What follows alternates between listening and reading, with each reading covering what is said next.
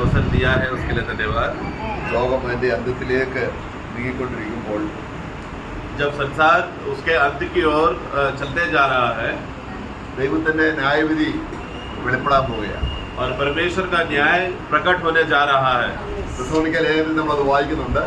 തെസ്സലോനിക്ക का पुस्तक में हम पढ़ते हैं, ഞങ്ങൾ അന്യ വിഗ്രഹങ്ങളെ വിട്ട് ദൈവത്തിലേക്ക് വന്നത് तुम लोग किस रीति से मूर्ति पूजा या मूर्तियों को या को छोड़कर किस रीति से जीवित परमेश्वर का सेवा करने तुम लोग आए। സ്വർഗത്തിൽ നിന്നും ദൈവത്തിന്റെ പുത്രനായ ക്രിസ്തു ഞങ്ങളെ ന്യായവിധിയിൽ നിന്നും വിടുവിച്ചു എന്നാണ് നമ്മളവിടെ വായിക്കുന്നത്. और स्वर्ग से उतरा हुआ प्रभु यीशु मसीह आने वाला प्रकोप से, आने वाला क्रोध से हमें बचाएगा। അപ്പോൾ ദൈവത്തിന്റെ ന്യായവിധി എന്താണ് എന്നുള്ളതിനെ കുറിച്ച് നമുക്ക് അറിയാമെങ്കിൽ തന്നെയും ദൈവം ന്യായം വിധിക്കുന്ന വിധങ്ങൾ വ്യത്യസ്ത രീതിയിലാണ് പലരും മനസ്സിലാക്കിയിരിക്കുന്നത്.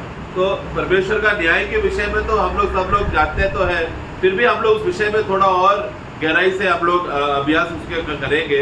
न्याय का विषय में लोग हमेशा ऐसा एक अभिप्राय है लोगों के बीच में कि परमेश्वर अलग अलग रीति से न्याय करता है।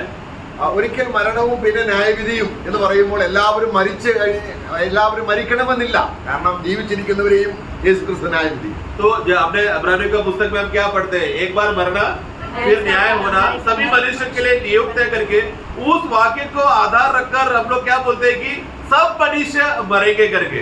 लेकिन अगर हम लोग बाइबल में अगर ध्यान करेंगे तो जरूरी नहीं है कि सब मनुष्य मरेंगे, क्योंकि जीवितों का भी न्याय होने वाला है।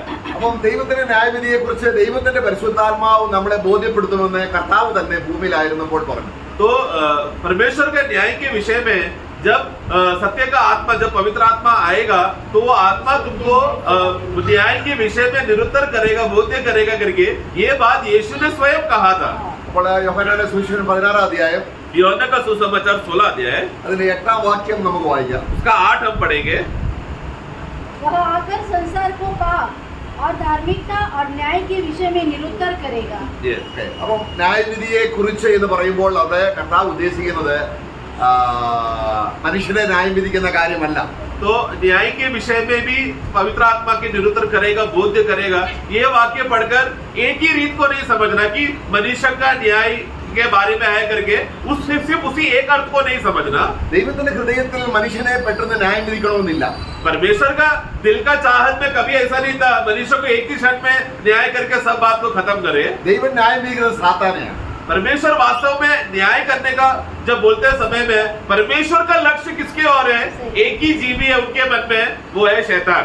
സാത്താനെയും പിന്നെ സാത്താനുള്ളവരെയും हम वचन में पढ़ते हैं कि शैतान और उसके साथी लोगों को ऊपर न्याय करेगा। അവിടെ അപ്പോൾ നമുക്ക് എങ്ങനെയാണ് ദൈവം സാത്താനെ ന്യായം വിധിക്കുന്നത് എന്നുള്ളത് അറിഞ്ഞെങ്കിൽ മാത്രമേ നമ്മുടെ രക്ഷയുടെ പദ്ധതിയിൽ ദൈവം നമ്മളെ കരുതിയത് എത്രമാത്രം അനുഗ്രഹിക്കപ്പെട്ടതാണ് നമുക്കറിയാൻ കഴിയും. तो हम लोग एक बात, जब परमेश्वर ने किस रीति से शैतान के ऊपर न्याय नियुक्त करके ऊपर उसके ऊपर कैसा न्याय का दंड लाने की अवस्था है, जब ये बात को जब समझेंगे उसी के साथ साथ में तभी हमको समझ में आएगा कि परमेश्वर ने मनुष्य जात को कितना बड़ा उद्धार देकर कैसे अद्भुत रीति से बचाया और हमसे प्रेम किया। നമുക്ക് പുറപ്പാട് പുസ്തകം 12ാം അധ്യായം 12ാം വാക്യം ഒന്ന് വായിക്കാം. निर्गमन का पुस्तक एक्सोडस 12 का 12 हम पढ़ेंगे। ദൈവത്തിന്റെ ന്യായവിധിയുടെ വഴി നമ്മൾ ഹോളി സ്പിരിറ്റ് വചനത്തിലൂടെ വെളിപ്പെടുത്തുമ്പോൾ നമ്മൾ ആരംഭിക്കുന്നത് അവിടെയാണ്. परमेश्वर का न्याय के विषय में जब वचन का अभ्यास करते करते पवित्र आत्मा की मदद से जब समझते समय में हम लोग को यहाँ से वास्तव में न्याय कैसा है करके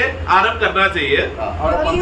को मैं मिस्र देश के बीच में होकर जाऊंगा और मिस्र देश के क्या मनुष्य क्या पशु सबके पहलौठे को मारूंगा और मिस्र के सारे देवताओं को भी मैं दंड दूंगा। मैं यहोवा बस बस അവിടെ ആരെയാണ് ന്യായം വിധിക്കുന്നത് വായിക്കുന്നത്? वहाँ पर देखो किसके ऊपर मैं न्याय करूंगा, आपके भाषा में दंड आया है तो किसको मैं दंड करूंगा करके लिखा है। അവിടെ മിസ്രയീം ദേശമുണ്ട്, वहाँ पर मिस्रैम का देश है, അവിടുത്തെ ജനങ്ങളുണ്ട്, उधर के लोग हैं, അവിടുത്തെ മൃഗങ്ങളുണ്ട്, उधर के पशु जानवरें हैं, ആദിജാതന്മാരുണ്ട്, पैलौटा है, അവരെ സംഗ്രഹിക്കും. उन सबको वहाँ पर क्या लिखा है, उन सबको मैं मारूंगा करके लिखा है, या काटूंगा या वध करूंगा करके लिखा है। എന്നാൽ परंतु ഞാൻ ആരെ ന്യായം വിധിക്കും? मैं किसके ऊपर न्याय लाऊंगा, मिस्र के सारे देवताओं मिस्र के सारे देवताओं के ऊपर। മിസ്രയീന്മാരുടെ ദേവന്മാർ ആരൊക്കെയാണ്? मिस्र देश का देवता है कौन कौन है, ബലപ്പെടുത്തുന്നു. तो आइडिया है क्या? മിസ്രയീമിന്റെ ദൈവം ആരാണ്? मिस्र देश का सबसे बड़ा प्रधान मुख्य देव कौन सा है? ഫറവോൻ തന്നെയാണ്. फरोन करके जो है वो एक देवता का नाम है। ഫറവോനാണ് അവരുടെ ദൈവം. तो जब एक अधिकार एक व्यक्ति फरोन राजा बन जाता है, सारा लोग ऑटोमेटिकली वो व्यक्ति को अपना ईश्वर मानकर देव मानकर उसका पूजा करता है। ആ ഫറവോൻ തന്നെയാണ് അവരുടെ പുരോഹിതൻ. और वही फरोन जो व्यक्ति राजा बनकर फरोन का पदवी में पहुंचकर देवता का अधिकार लेता है, वो खुद ही उन लोगों का याजक भी बन जाता है। അതിനോട് ചേർന്ന് അനേക കൊച്ചു കൊച്ചു ദൈവങ്ങളുണ്ട്. उसके साथ साथ छोटे छोटे देव लोग भी है। അപ്പൊ ദൈവം ന്യായവിധി ആരംഭിക്കാൻ പോവുകയാണ്. तो अभी परमेश्वर अपना न्याय अभी लाने वाला है। അതിന്റെ 7-ാം അധ്യായത്തിന്റെ 12-ാം വാക്യം വായിക്കുമ്പോൾ 7 का 12 जब हम पढ़ते हैं, ദൈവം അവരെ ന്യായവിധിക്കാൻ പോകുന്നതിന് പടി ഇവിടെയാണ്. तो जो पहला पड़ाव, न्याय का पहला पड़ाव यहाँ से शुरू होता है। ദേവന്മാരെ ന്യായവിധിക്കുകയാണ്. अभी अपना एक एक देवताओं को वो न्याय करने वाला है। എന്താണ്? उन्होंने भी अपने अपनी लाठी को डाल दिया और वे भी अजगर बन गई और हारून की लाठी उनकी लाठियों को निगल गई। എന്താണ് ഇതിൽ നമ്മൾ മനസ്സിലാക്കുന്നത്? इससे हम क्या समझते हैं? മന്ത്രവാദികൾക്കും जादूगर लोग भी क्या किया? अपना लाठी नीचे डालकर उसको सर्प बनाया। ഇവൻ മോശയ്ക്കും അറിയാം. ये काम तो मूसा को भी मालूम है, മിസ്രയീമിലെ സകല വിദ്യകളും താൻ പഠിച്ചതാണ്. क्योंकि हम लोग मूसा के बारे में क्या पढ़ते हैं कि मूसा मिस्र देश का सब प्रकार का तंत्र और विद्या जानता था।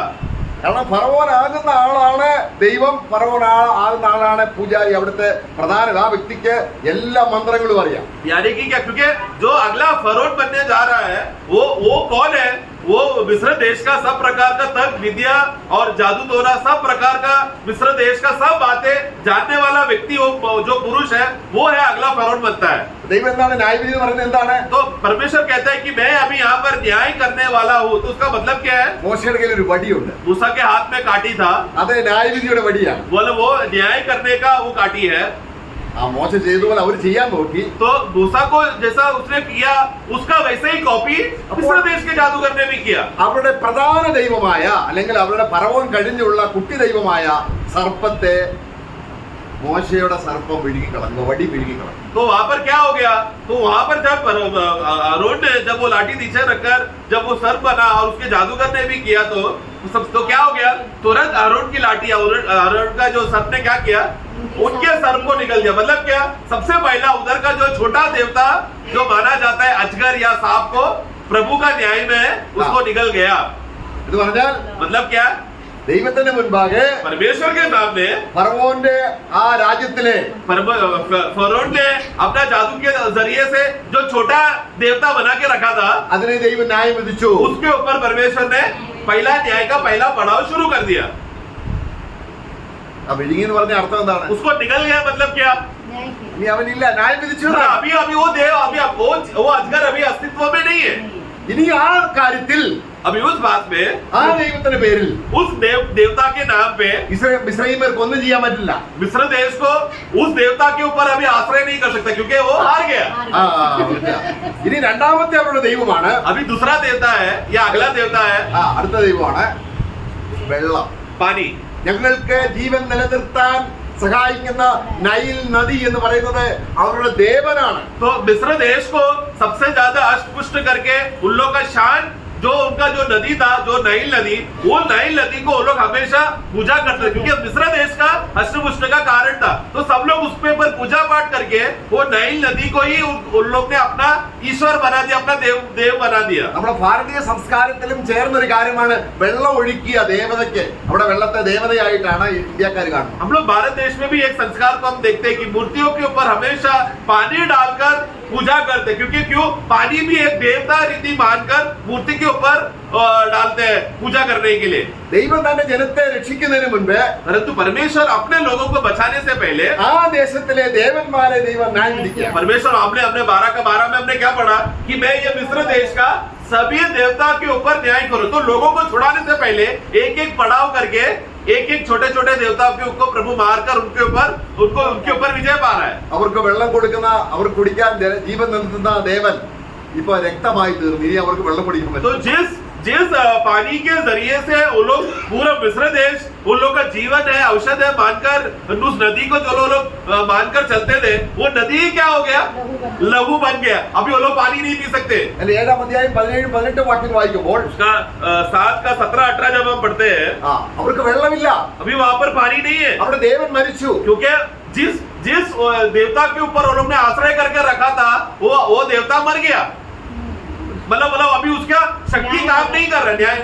नाइल नदी अभी अपना शक्ति प्रकट नहीं कर पा रहा है। തന്റെ ജനം പുറപ്പെടുന്നതിന് മുൻപേ अपना लोग को बाहर निकालने से पहले ദൈവം ചെയ്യുകയാണ്. परमेश्वर एक कार्य ആ कर रहा है। വാക്യം പ്രത്യേകമാണ്. उधर एक वाक्य ऐसा लिखा है, 12-ാം വാക്യം 12-ാം അധ്യായത്തിൽ 12-ാം വാക്യം 12 का 12 में जो लिखा हमने पढ़ा। ഇനി അടുത്ത് നമ്മൾ വായിക്കുന്നത് अगला हम देखते हैं നമ്മുടെ 8-ാം അധ്യായത്തിൽ 2-ാം വാക്യം. 8 का 2 से हम पढ़ते समय में वहां पर हम देखते हैं, परंतु यदि उन्हें जाने न देगा तो सुन, मैं मेंढक भेजकर तेरे सारे देश को हानि पहुंचाने वाला हूँ और नील नदी के मेंढकों से नील नदी मेंढकों से भर जाएगी और वह तेरे भवन में और तेरे बिछोने पर और तेरे आया मेंढक आया। നമ്മളെ അവരുടെ ദൈവമാണ്. मतलब मेंढक वो लोग उस समय में मेंढकों के ऊपर भी वो लोग पूजा पाठ कर उसको भी अपना ईश्वर देव बना लिया था। ഭൂതങ്ങളാണത്. मतलब वो एक्चुअली वास्तव में कौन है? दुष्ट आत्मा है। നമ്മുടെ വെളിപ്പാട് പുസ്തകം प्रकाशित वाक्य നമ്മൾ അതിന്റെ 16-ാം അധ്യായത്തിന്റെ 13-ാം വാക്യം വായിക്കുമ്പോൾ 16 का 13 में जब हम पढ़ते हैं, കള്ളപ്രവാചകൻ, അന്തിക്രിസ്തു, അതുപോലെ 3 അവതാരങ്ങൾ വെളിപ്പെടാൻ പോവുകയാണ്. वहां पर अभी 3 प्रकार का जो मसीह विरोधी है, झूठा भविष्यवक्ता है और शैतान है, इस प्रकार का 3 बड़े बड़े अवतार अभी प्रकट होने जा रहे हैं। तभी 16 का 13 फिर मैंने उस अजगर के मुंह से और उस पशु के मुंह से और उस झूठे भविष्यवक्ताओं के मुंह से 3 अशुद्ध आत्माओं को मेंढकों के रूप में निकलते देखा। അപ്പോൾ ഇതെല്ലാം അശുദ്ധാത്മാക്കളെയാണ് तो കാണിക്കുന്നത്. ये सब क्या है? वास्तव में दुष्ट आत्माएं हैं। ഇവര് ഈജിപ്തിനെ സേവിച്ചുകൊണ്ടിരുന്നതാണ് ഇവരെയൊക്കെ. और ये लोग मिस्र देश ने क्या करके रखा था? ये दुष्ट आत्माओं के ऊपर वो लोग पूजा करते थे ताकि दुष्ट आत्मा इन लोगों का मिस्र देश का हिफाजत कर सके, संभाल सके। അപ്പോൾ ദൈവം അവിടെ നമ്മൾ 78-ാം സങ്കീർത്തനം വായിക്കുമ്പോൾ जब हम लोग 78 भजन संगीता पढ़ते हैं, വളരെ കൃത്യമായി ഇതിന് ഓർഡർ കൊടുക്കുന്നുണ്ട്. उधर एक क्रमांक हम देखते हैं, അവർ ആരാധിച്ച ദൈവങ്ങളെയും കൊണ്ട് തന്നെ ദൈവം അവരെ നശിപ്പിക്കുക. जिन जिन बातों को लेकर मिस्र देश ने अपना देवता बनाकर ईश्वर बना के रखा था, वो वस्तुओं को लेकर ही परमेश्वर मिस्र देश पर वो विपत्ति ला रहा है। ദൈവം ആരാണ്? परमेश्वर कौन है? സത്യദൈവം ആരാണ്? वो क्योंकि सच्चा परमेश्वर कौन है? മനുഷ്യർ ആരാധിക്കുന്ന ആ ദൈവത്തെ കൊണ്ട് തന്നെ അവരെ ന്യായം വിധിക്കാം. जो मनुष्य ने जिन जिन जीवियों को अपना ईश्वर बनाकर, अपना भगवान बनाकर, देवता बनाकर उसको ऊपर आश्रय करके रखा था, सच्चा जीवित परमेश्वर ने वो वस्तुओं और उस पशुओं को लेकर ही लोग मनुष्य के ऊपर विपत्ति ला रहा है। നമ്മൾ 78-ാം സങ്കീർത്തനം 45-ാം വാക്യം വായിക്കുമ്പോൾ 78 का 45 में पढ़ते हैं, उसने उनके बीच में डांस बेचे जिन्होंने उन्हें काट काटा और मेंढक भी बेचे जिन्होंने उनका बिगाड़ किया। നോക്കുക, അവരുടെ ദൈവത്തെയും കൊണ്ട് തന്നെ അവരെ എന്ത് ചെയ്തു? मतलब जिन जिन पशुओं को, जानवरों को मिस्र देश ने उन लोग का ईश्वर और मूर्ति बनाकर रखा था, वही जानवर लोग को लेकर परमेश्वर ने मिस्र देश के ऊपर विपत्ति लाया। നമുക്കറിയാം ഒരു ദൈവമേ ഉള്ളൂ. हम जानते हैं कि एकमात्र ही सच्चा परमेश्वर എന്നാൽ है, ആകാശത്തിലോ परंतु आकाश में, ഭൂമിയിലോ भूमि में ദേവന്മാരെന്ന് പറഞ്ഞവരുണ്ട്. बहुत सारे लोग हैं, जो बहुत सारे जीविया हैं जो देवता बोलकर घूम रहे हैं, അതിലൊന്നും മനുഷ്യനെ രക്ഷിക്കാൻ കഴിയില്ല. परंतु वो सब जो बोलकर चल रहे कि ये सब देवता है, वो लोग सब लोग मनुष्य को बचा नहीं सकता, उद्धार दे नहीं सकता। അതിനെ ആരാധിക്കുന്നവരെ परंतु जो लोग इस दूसरे अन्य देवताओं के ऊपर आराधना करेगा, അതിനെയും കൊണ്ട് തന്നെ നശിപ്പിക്കും. उसी वस्तुओं को लेकर परमेश्वर मनुष्य के ऊपर विपत्ति लाएगा। അതാണ് സത്യനമസ്കാരികൾ. इसीलिए जो सच्चा आराधक लोग സത്യദൈവത്തെ ആരാധിക്കുമ്പോൾ जब जीवित और सच्चा परमेश्वर की आराधना करेंगे, നമ്മളെ നമ്മുടെ ദൈവം ഒരിക്കലും നശിപ്പിക്കുകയല്ല, ऐसा परमेश्वर हमको कभी भी हमारे ऊपर विपत्ति नहीं लाएगा, നമ്മളെ രക്ഷിക്കുന്നവനാണ് നമ്മുടെ ദൈവം. बल्कि वो हमारा उद्धार करता है, वो बचाने के लिए रास्ता निकालेगा। അവൻ എന്ത് ചെയ്യും? 46-ാം വാക്യം വായിക്കുന്നുണ്ട്. 46 में हम पढ़ते हैं, നമ്മളെ ആ പുറപ്പാട് പുസ്തകത്തിൽ അതിന്റെ ആ ഓർഡർ കൊടുക്കുമ്പോൾ जब निर्गमन का पुस्तक में एक एक प्रकार का जब जो विधिया, जो विपत्तियां आया, 10 विधियां, അവിടെ നമ്മളെ ചുരുക്കത്തിൽ ഈ 78-ാം സങ്കീർത്തനം വായിച്ചാൽ വളരെ കൃത്യമായി അതിന്റെ ഓർഡറിൽ പറയുന്നുണ്ട്. परंतु जब 78 भजन संगीता पढ़ते समय में वो छोटा भाग में पूरा वहां पर घटना को 3-4 वाक्य में संक्षेप करके लिख के दिया है। നമ്മൾ ഇതിനെ കുറിച്ച് പഠിച്ചുകൊണ്ടിരിക്കുന്നത് हम लोग अभी किसके बारे में पढ़ रहे थे? നിന്റെ ദേവന്മാരെ ദൈവത്തിന്റെ ആത്മാവ് വന്നിട്ട് मिस्र देश के सभी देवताओं के ऊपर परमेश्वर का आत्मा आकर न्याय करेगा। ആത്മാവ് വചനത്തിൽ എഴുതിയിരിക്കുകയാണ്. वचन में लिखा है ये बात, നാം അതാണ് പഠിക്കുന്നത്. वो बात को हम पढ़ रहे हैं, सीख रहे हैं। 78-46 വായിക്കുകയാണ്. 78 का 46 में हम पढ़ते हैं। उसने उनकी भूमि की उपज कीड़ों को और उनकी खेती बाड़ी टिड्डियों को खिला दी थी। നോക്കുക, അവിടെ വെട്ടുക്കിളി അയച്ചു നമ്മൾ കാണുന്നുണ്ട്. हम लोग निर्गमन में पढ़ते हैं ना, वहाँ पर टिटिया भी आया, टिड्डियाँ। വെട്ടുക്കിളി അവരുടെ ദൈവമാണ്. क्योंकि टिटिया कौन थे? मिस्र देश ने टिटियों को अपना ईश्वर बनाकर रखा था। उसी टिटियों को लेकर प्रभु ने क्या किया? मिस्र देश का अनाज को, उपज को खत्म कर दिया। വെട്ടുക്കിളി ഇങ്ങനെ സൈന്യം പോലെ പറക്കുമ്പോൾ അവർ ചിന്തിക്കുകയാണ് നമ്മുടെ ദൈവമാണ് ഈ പറക്കുന്നതെന്ന്. तो सारा टिटिया पूरा सेना बनकर बड़ा फौज जैसा मिस्र देश पर आ रहा था। मिस्र देश के लोगों ने क्या सोचा? देखो हमारे ईश्वर हमें बचाने आ रहे हैं। ഇവിടെ പണ്ട് മനുഷ്യര് പർവ്വതമാണ് ദൈവം എന്ന് ചിന്തിച്ചിരുന്നു. एक जमाना था जब मनुष्य लोगों ने पहाड़ों को देखकर बोला कि यह पहाड़ हमारा ईश्वर है। പിന്നാണ് മനുഷ്യൻ നോക്കിയപ്പോൾ ഈ മഴക്കാറും കാറ്റൊക്കെയും പർവ്വതം തടഞ്ഞു വെക്കുമ്പോൾ അവർ ചിന്തിച്ചു കാറ്റാണ് അതിനേക്കാൾ വലുതാണ്. तो फिर आगे चलकर जब मनुष्य में थोड़ा समझ आने लगा तो लोग ने देखा कि കാറ്റാണ് ദൈവം, അതിനെ തടഞ്ഞു നിർത്തുന്നത് പർവ്വതമായതുകൊണ്ട് പർവ്വതം ദൈവമായി. तो लोग पहला के तो जो बहुत बीच बीच में बहुत बार आंधी तूफान आता था। तो आंधी तूफान आते समय में पर्वत क्या करता था? ये आंधी तूफान को रोकता था। तो मनुष्य को क्या लगा, अरे ये पहाड़ देखो इतना शक्ति है कि आंधी तूफान को रोक सकता है, तो मतलब पहाड़ हमारा ईश्वर है। പിന്നെ കുറച്ച് കഴിഞ്ഞപ്പോൾ ഈ എലി വന്നിട്ട് ഈ പഹാട് തുറന്നു കണ്ടപ്പോൾ അവർ പറഞ്ഞു അയ്യോ പഹാടിനേക്കാൾ വലിയ ദൈവം എലിയാണ്. तो थोड़े समय के बाद लोगों ने देखा कि ये चूहा आकर क्या कर रहा है? पहाड़ को खोद कर वहां तक आगे जा रहा है। तो लोगों ने बोला देखो पहाड़ को हराने वाला चूहा आज से हमारा देवता है। ഇങ്ങനെ വെട്ടിക്കിളിയെ ദൈവമായി സങ്കല്പിച്ചവരാണ് ഇവര്.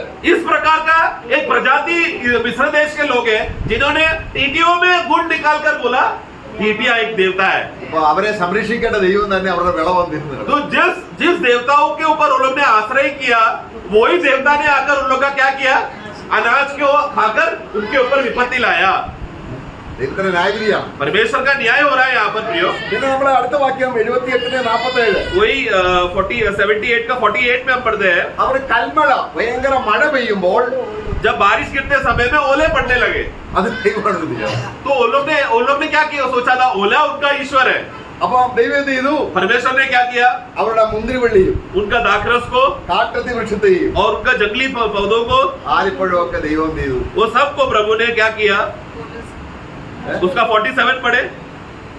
उसने उनकी दाखलताओं को ओलों से हाँ। और उनके गुलर के पेड़ों को बड़े बड़े पत्थर बरसाकर नष्ट कर दिए। നോക്കണം, ദൈവത്തെ അവരുടെ ദൈവങ്ങളെ ദൈവം ന്യായം വിധിക്കുകയാണ്. ये सब वस्तुओं को मिस्र देश ने वो लोग का ईश्वर है बोलकर, देव है बोलकर मान के रखा था। परमेश्वर ने वही वस्तुओं को लेकर मिस्र देश का गबट को तोड़ा और उनके सब उपज को नाश किया।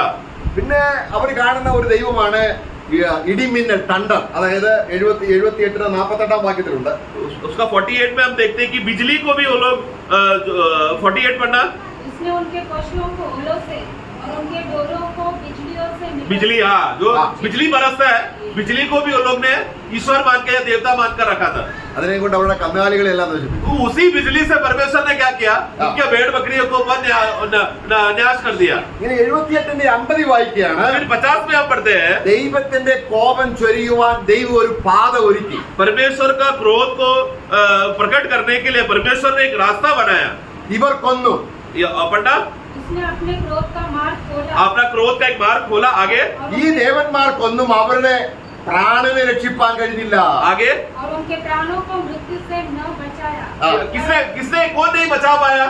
ये एक ईश्वर लोगों ने, देवता लोगों ने, जो मिस्र देश ने बोला, मिस्र को लगा कि ये हमारा देवता है, ये हमें बचाएगा करके। परमेश्वर ने जब न्याय का मार्ग, क्रोध का मार्ग खुल गया तो ये एक भी नामचीन जो देवता है, ईश्वर लोग थे, बचा नहीं पाया। ये मिस्र देश के प्राणों को बचा नहीं पाया। അങ്ങനെ ദേവന്മാരെല്ലാം ന്യായം വെച്ചു. इस रीति से 12 का 12 में पढ़ते हैं, सब प्रकार का उधर के देवताओं को परमेश्वर ने न्याय किया। ഇനി അടുത്ത എന്താണ്? अगला क्या है? കടിഞ്ഞൂൽ പുത്രന്മാർ. पैलौठा। ആ पैलौठा നോക്കുക, 51 40 78 का 51 में हम पढ़ते हैं, ഈ കടിഞ്ഞൂൽ പുത്രന്മാരെ രക്ഷിക്കാൻ ഈ ദേവതന്മാർ കഴിഞ്ഞോ? अभी पायलटों को बचाने के लिए कोई क्या मिस्र देश के देवों को के पास शक्ति था क्या मिस्र देश के गांव के पायलटों को बचाने के लिए? അപ്പോൾ ഇതിന്റെ ഒരു യഥാർത്ഥമായിട്ടുള്ള ഒരു കാഴ്ചപ്പാട് तो इसीलिए एक नजरिया को समझे। മത്തായി സുവിശേഷം 7:25 मत्ती का सुसमाचार 7 का 25 में एक पहलू वहां पर हम पढ़ते हैं। ദൈവം തന്റെ ജനത്തെ രക്ഷിക്കാനായിട്ട് ഒരു ആട്ടിൻകുട്ടിയെ അവിടെ വെക്കുന്നുണ്ട്. परमेश्वर अपने लोगों को बचाने के लिए जब एक मेमना को रखा, ആടിനെ അറുത്ത് उसने मेमना को वध किया, അതിന്റെ രക്തം കട്ടക്കന്മേൽ പുരട്ടിയ ആർക്ക് ന്യായവിധി വരത്തില്ല. तो परमेश्वर ने मिस्र देश पर जब बहुत बड़ा महा जो न्याय पूरा देश में जब न्याय विपत्ति और मृत्यु आते समय में परमेश्वर ने बचाव के लिए इस्राएल लोगों के जीवन में क्या किया, मेमने को वध कर उसका लहू लेकर दरवाजे के बाहर जब वो लोग ने लगाया, तो उस लहू में उस बलिदान में इतना शक्ति था कि न्याय और मृत्यु उस भवन में प्रवेश नहीं कर पाया, जिसके वजह से इस्राएली लोग बच गए। അപ്പൊ ദേശത്ത് ന്യായവിധി നടക്കുകയാണ്. तो अभी दुनिया पूरा नगर में परमेश्वर का प्रकोप का एक रास्ता बनकर आ गया വലിയ നിലവിളി, और बहुत बड़ा भयंकर ललकार हुआ, എന്നാൽ ഒരു ചുരുങ്ങിയ ജനം परंतु ये सभी भीड़ में से एक छोटा सा झुंड അടച്ചിട്ട റൂമിൽ बंद कमरे में ഭരണഭയമില്ലാതെ बिना मृत्यु का डर से അവർ ദൈവത്തിന്റെ മഹത്വത്തെ वो കാണുകയാണ്. लोग परमेश्वर का महिमा को देखकर धन्यवाद करके आराधना कर रहे हैं। അവരാണ് ബുദ്ധിമാന്മാർ. ये लोग बुद्धिमान लोग हैं, കാറ്റടിച്ചു, क्योंकि आकाश हवा आया, വെള്ളം പൊങ്ങി, पानी नदियां पानी बाढ़ आने लगी, എന്നാൽ तो भी അവരുടെ അടിസ്ഥാനം उनका नींव അടുക്കപ്പെട്ട കുഞ്ഞാടിലാകയാ मारा हुआ चट्टान के ऊपर बांधा हुआ था, जिसके वजह से അവരാരും വീണ് പോയില്ല. ये लोग कोई भी गिरे नहीं। എന്നാൽ परंतु ബുദ്ധികെട്ടവൻ जो निर्बुद्धि लोग थे, ഈ പറയപ്പെട്ട ദേവന്മാരിൽ വീട് പണിയും. वो लोग ने अपना उस समय का नामचीन जो उधर के गांव के देवों के ऊपर आश्रय कर നമ്മളെ സ്ഥാനപ്പെട്ട എത്രയോ പേര് എനിക്കറിയാം, അവര് രഹസ്യത്തിൽ പോയി അമ്പലത്തിലൊക്കെ പോയി കാര്യം സാധിക്കാൻ വേണ്ടി.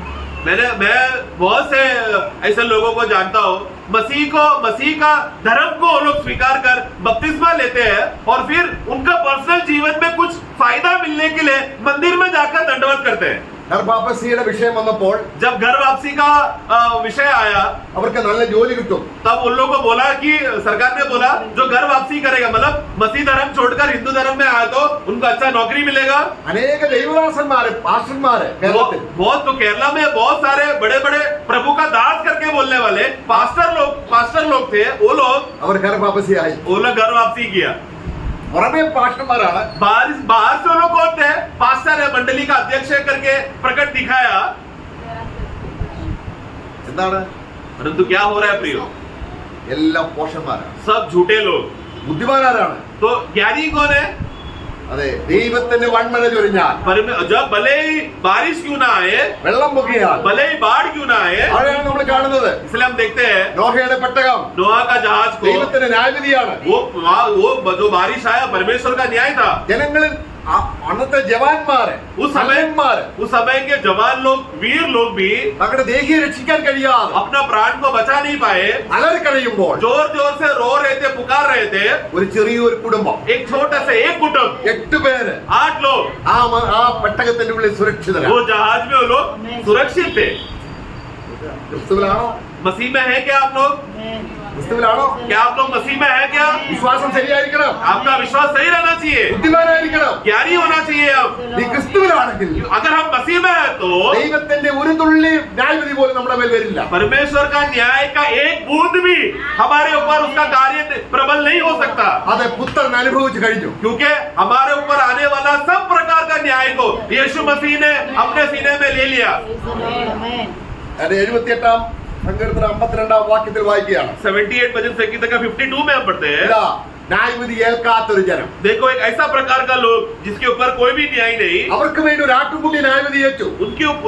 उनको न्याय से बचाने के लिए एक मेमना ने उनका न्याय ले लिया। നമ്മുടെ രക്ഷിതാവ് हमारा उद्धारकर्ता ദൈവം തന്റെ പുത്രനെ നമുക്ക് തന്നു. परमेश्वर ने अपना एकलौता पुत्र को हमें दे दिया। എന്തിനു തന്നു? क्यों दिया? ദൈവത്തിന്റെ ന്യായവിധിയിൽ നിന്ന് രക്ഷിക്കാൻ. परमेश्वर का आने वाला प्रकोप से बचाने के लिए अपना पुत्र को दे दिया। അതാണ് നമ്മളെ തെസ്സലോനിക്ക ലേഖനം 1-ാം അധ്യായം അതിന്റെ 9-10 വാക്യങ്ങൾ വായിക്കുന്നത്. वही बात हमने पहला तेस्सलोनी शुरुआत में 1 का 9-10 में हमने पढ़ा था।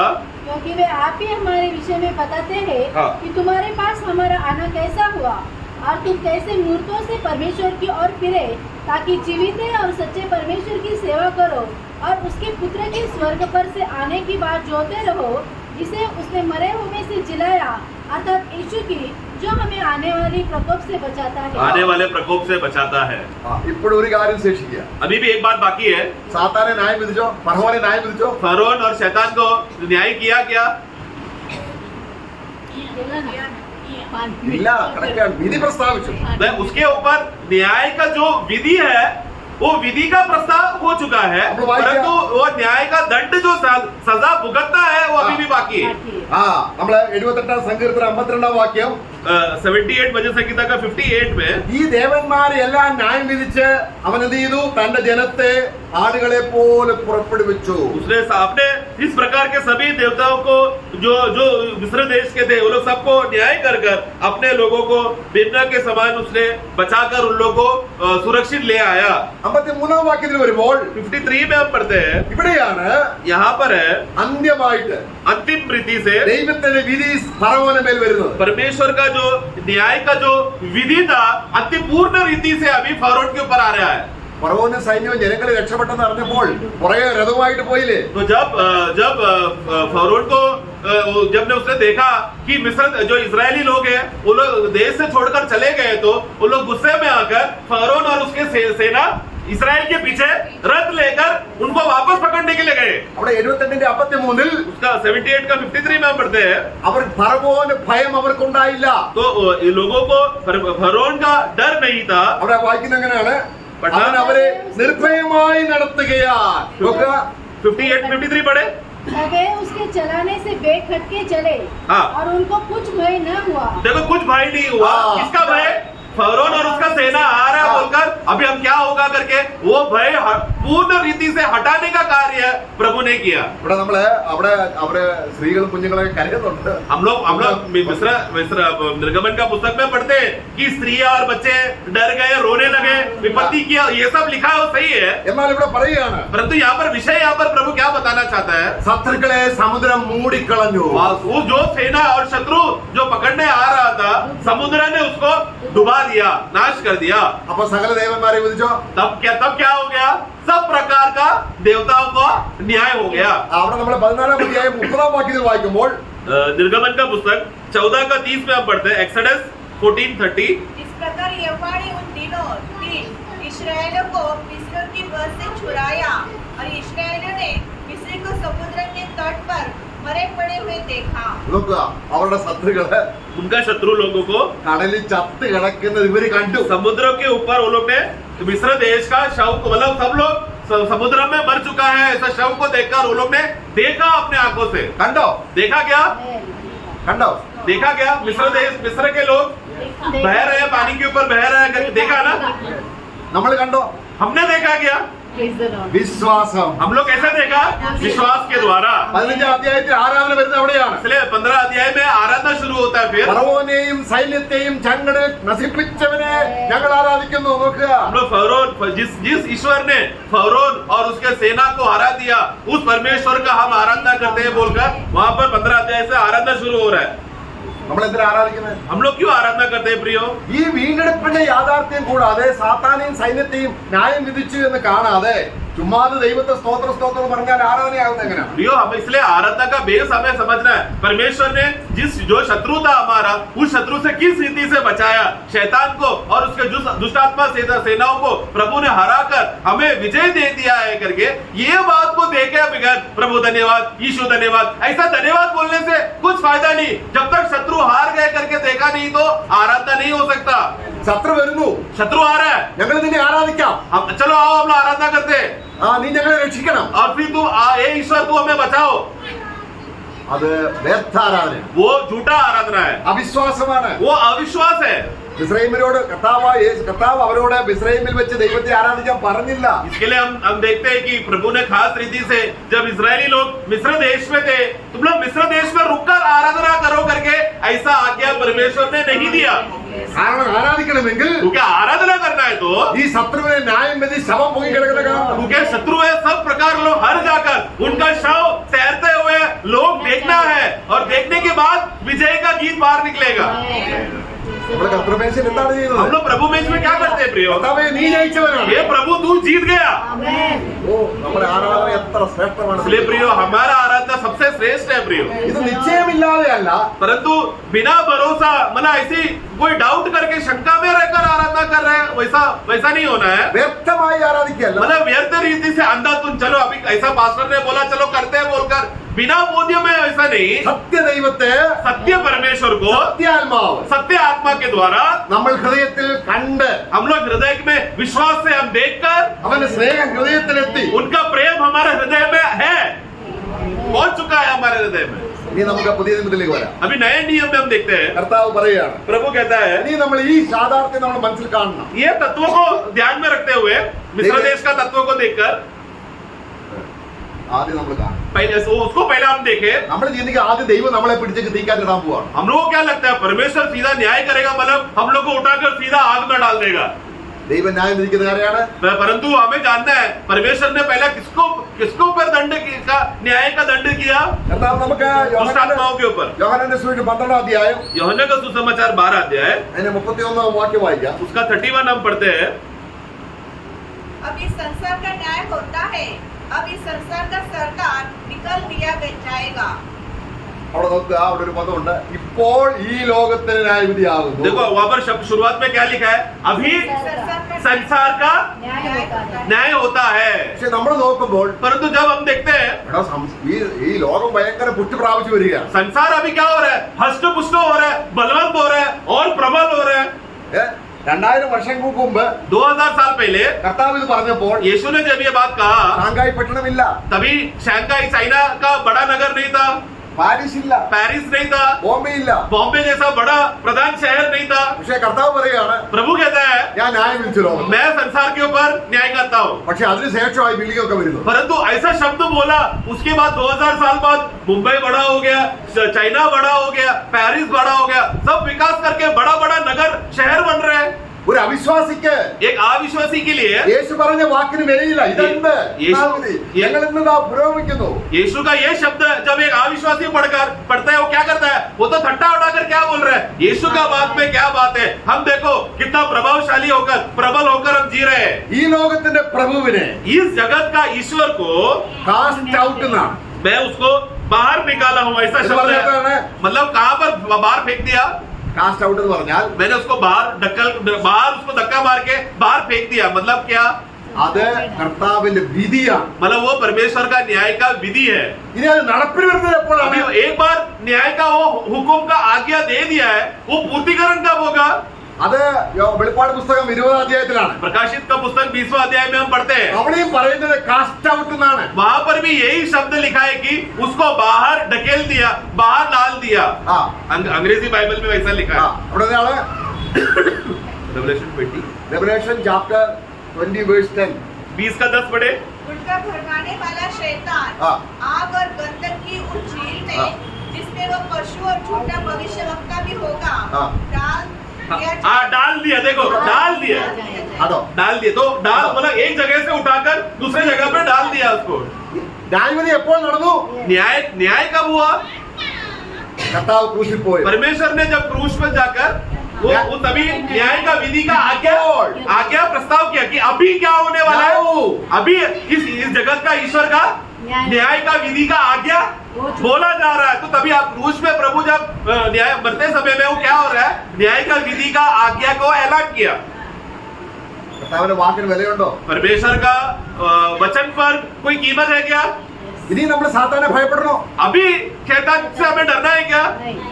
അവിശ്വാസികൾ ഇപ്പോൾ അവർ കർത്തൃ നടത്തുകയാണ്. परंतु अविश्वासी के ऊपर भी वो अभी हुकूमत कर रहा है ना। വിശ്വാസപ്പെടുത്തോളം परंतु विश्वासी के संबंध में വചനം ജഡമെടുത്ത് വന്നവൻ क्योंकि वचन शरीर रूप धारण लेकर आया, പോഷ്കില്ലാത്ത കർത്താവിന്റെ നാവിൽ നിന്നും उस प्रभु वो व्यक्ति जिसका मुंह में कभी भी झूठ नहीं है, वो प्रभु ने कहा ഇപ്പോൾ अभी ഞാൻ मैं ഈ ലോകത്തിലെ പ്രഭുവിനെ ये जगत का ईश्वर को കാസ്റ്റ് ഔട്ട് ചെയ്തിരിക്കുന്നു. बाहर ढकेलता हूँ। എവിടേക്ക്? कहाँ की ओर? നരകത്തിലേക്ക്. नरक की ओर, आग के झील की ओर डाल देता हूँ। പക്ഷെ വെളിപ്പാട് പുസ്തകം 20:10 അത് എക്സിക്യൂട്ട് ചെയ്യുന്നത് परंतु प्रकाशित का पुस्तक 20 का 10 में था, क्या हो गया? वो आज्ञा दिया हुआ वचन का पूर्तिकरण वहां पर हो रहा है।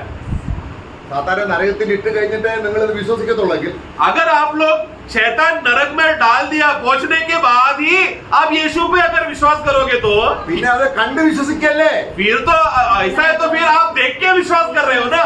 ഇവിടെ നമ്മളെ വിളിച്ചിരിക്കുന്നത് परंतु विश्वासियों को मंडली को प्रभु कैसा बुलाता है? വിശ്വാസത്താൽ. विश्वास के साथ बुलाता है। യേശുവിനെ കുറിച്ച് പറഞ്ഞതെല്ലാം സത്യമാണ്. यीशु के बारे में जो भी कुछ बोला है वो सब कुछ सत्य है। യേശുവിന്റെ അവകാശവാദങ്ങൾ സത്യമാണ്.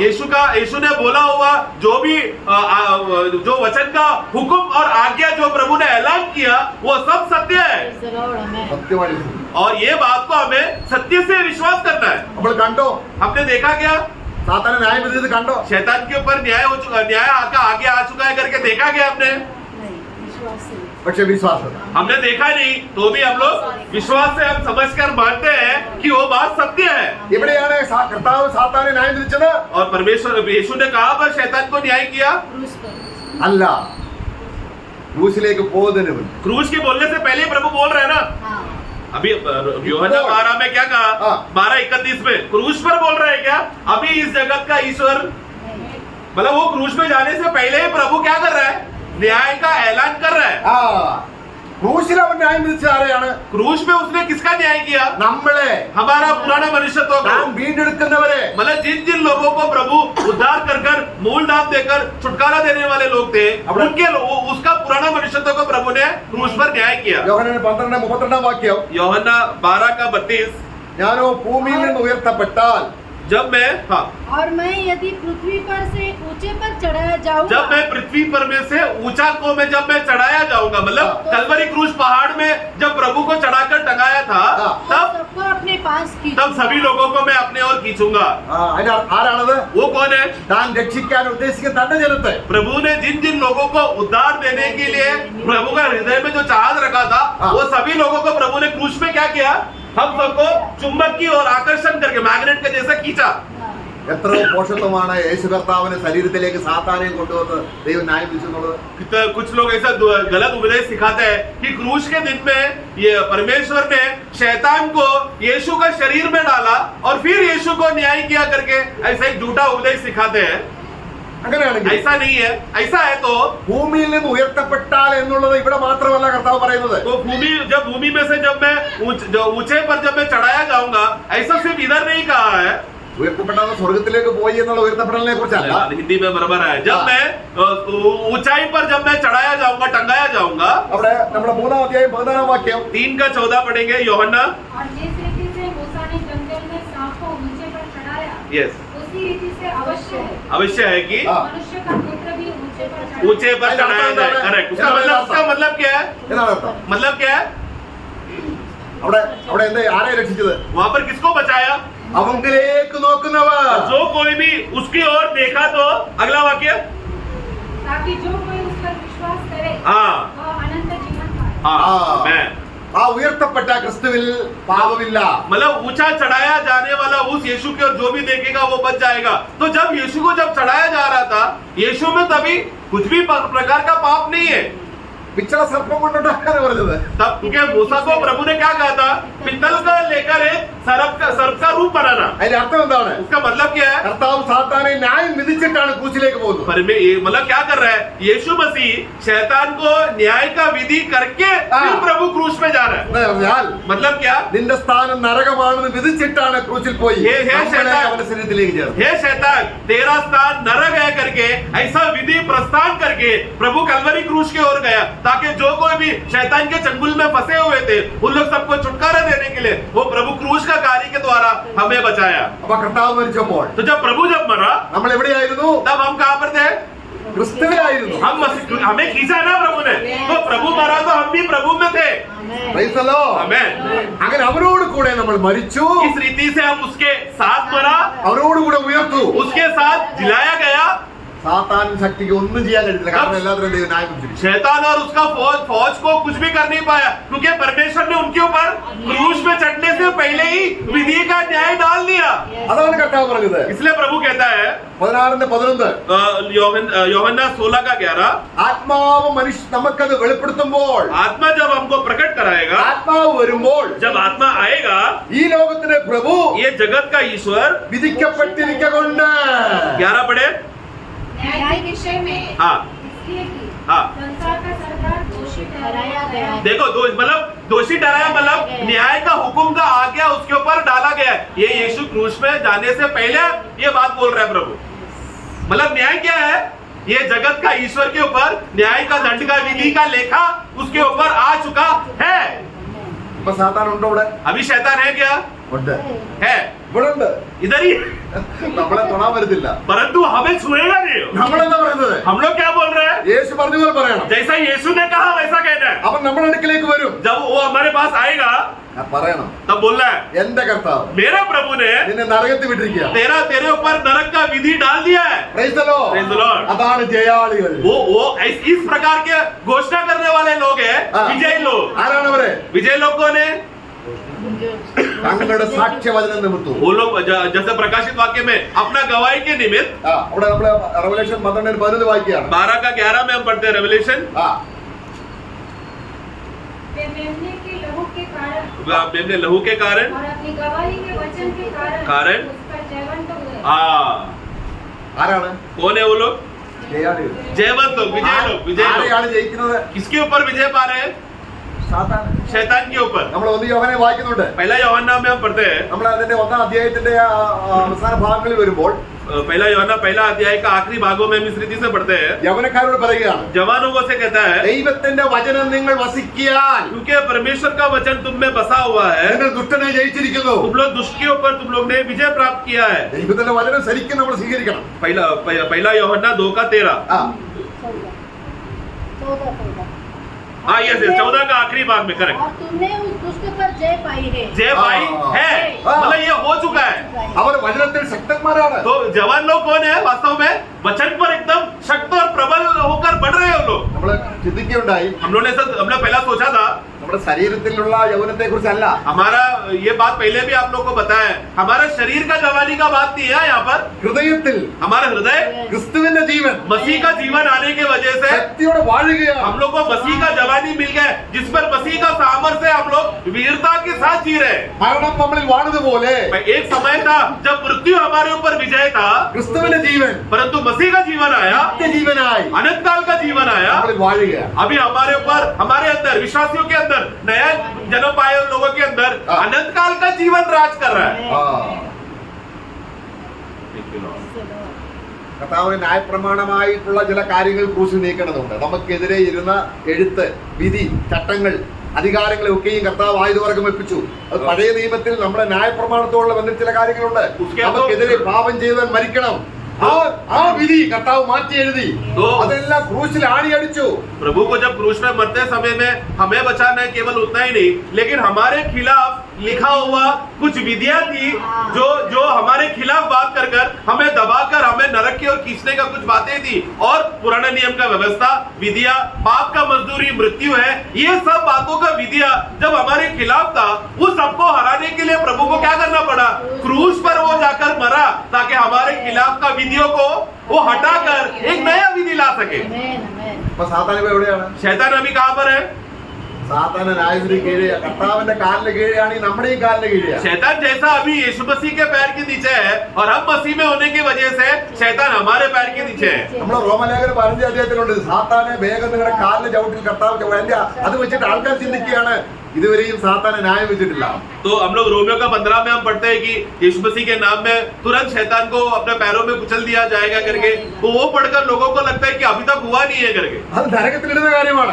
वो वचन क्या बताना चाहता है कि एक दिन प्रभु यीशु मसीह जो विधि घोषणा किया गया था, उसका न्याय का जो आज्ञा पूर्तिकरण प्रकाशित वाक्य 20 में शैतान को एक दिन आग का झील में डाल दिया जाएगा, वो वचन वहां पर रोमियो 15 में कह रहा है। കർത്താവ് തന്നെ ശിഷ്യന്മാർക്ക് അധികാരം കൊടുത്തപ്പോൾ പറയുകയാണ്, जब प्रभु ने चेलों को जब अधिकार दिया, നിങ്ങൾ तुम लोग, അവിടെ വായിക്കാം നമുക്ക് ലൂക്കോസ് സുവിശേഷം 10 അധ്യായം 19 വാക്യം, लूका 10 का 19, लूक 10:19, പാമ്പുകളെയും मैंने तुम्हें सांपों बिच्छुओं को रोंदने का और शत्रु की सारी सामर्थ पर अधिकार दिया है। ചവിട്ടാണ് देखो പറഞ്ഞിരിക്കുന്നത്. उसको रोंदने का अधिकार दिया है ना, ഇല്ലേ?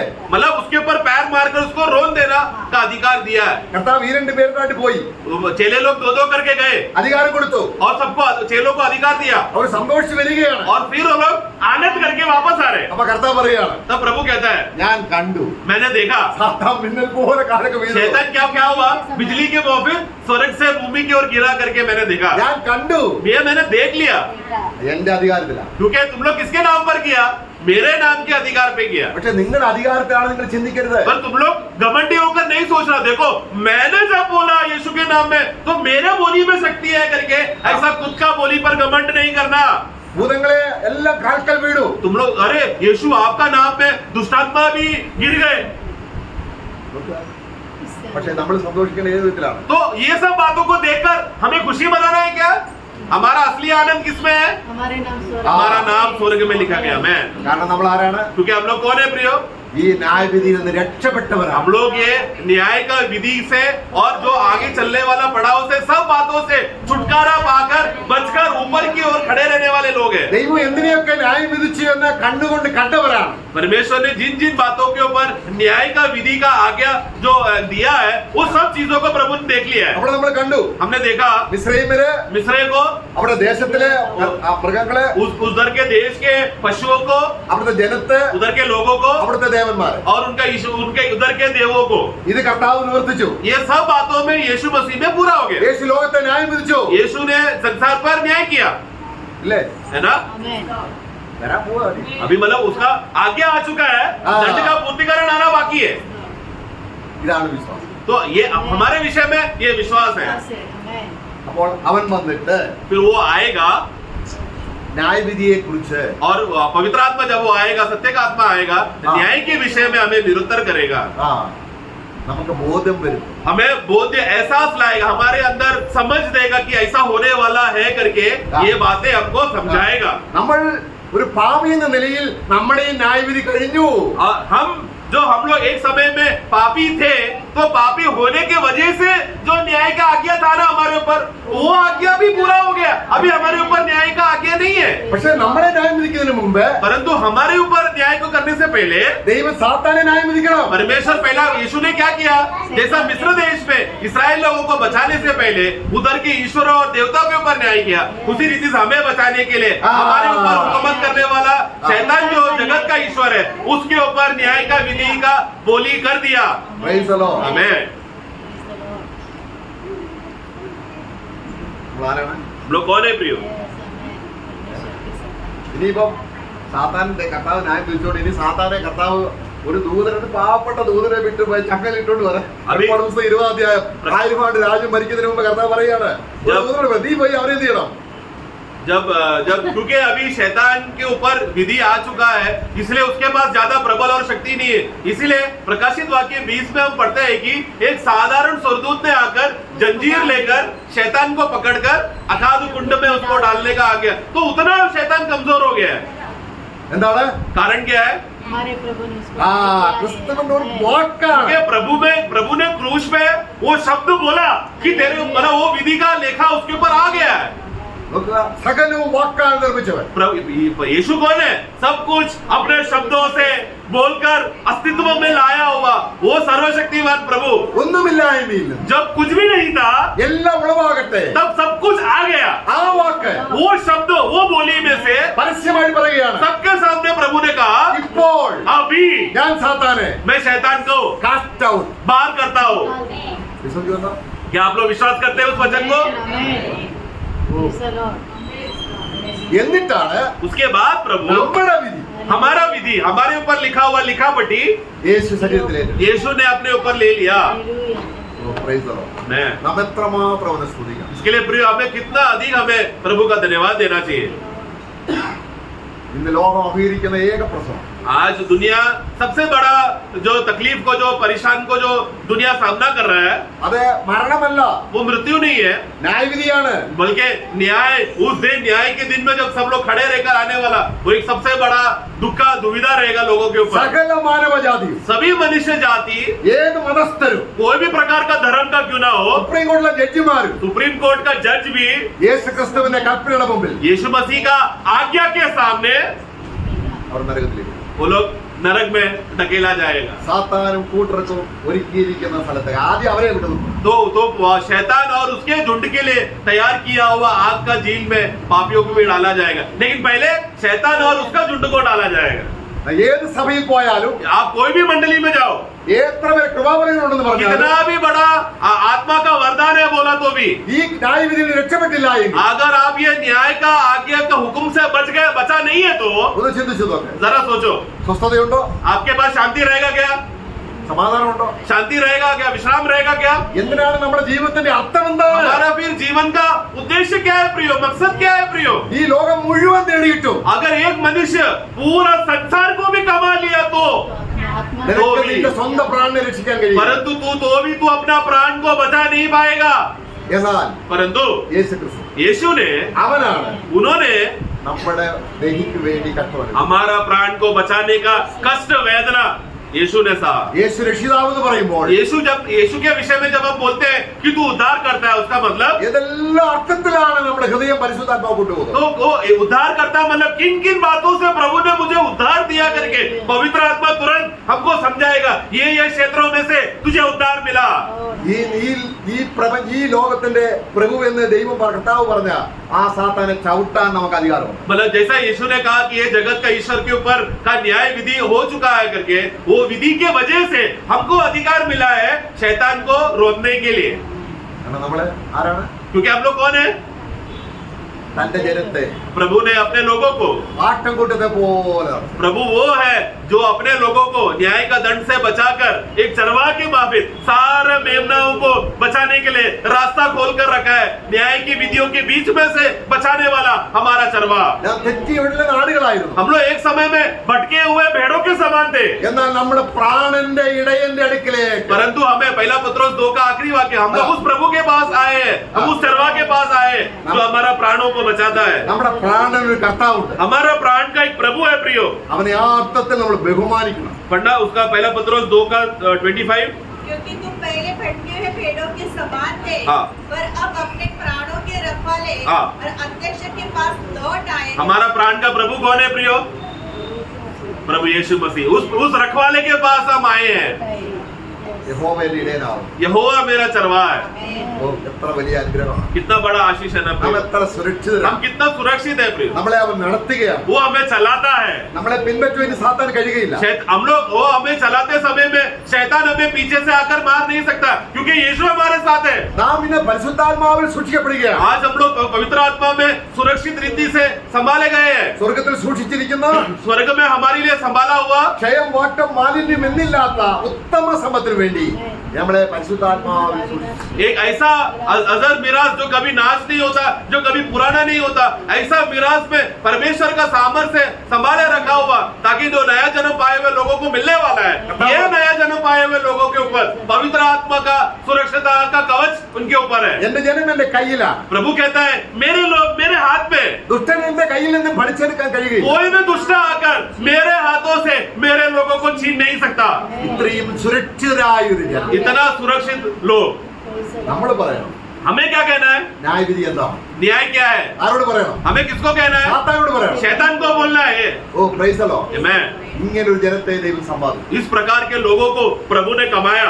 ആരായിട്ട്? किस रीति से? സ്വന്തം മക്കളായി. अपने खुद के बेटे की रीति से हमें कमाया। കൺമീന ദൈവമക്കൾ എന്ന് വിളിക്കപ്പെടുമ്പോൾ पहला യോഹന്നാൻ 3 कि देखो हम लोग परमेश्वर के संतान कहलाए जाने के लिए, അതെത്ര വലിയ സ്നേഹമാണ്. और वो कितना बड़ा प्रेम है प्रियो।